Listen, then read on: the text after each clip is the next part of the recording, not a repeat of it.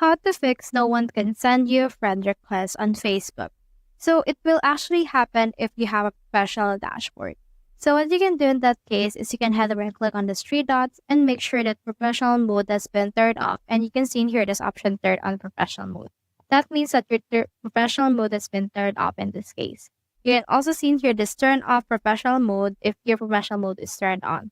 That is because if you're actually a professional, people won't be able to send friend requests to you. The other option that you can do is you can head over right here to the three lines and then click right here on your gear icon into showing the settings. Then once we have done that, click on the search settings right here and search in here for friend request. So let's search in here for that. And then once you have done that, you can see this who can send you friend requests.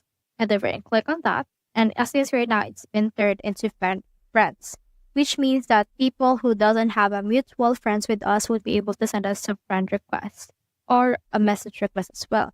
So what you can do is you can head over and then choose in here this everyone. And then now everyone on Facebook can send you a friend request. So that's how you fix no one can send you a friend request on Facebook.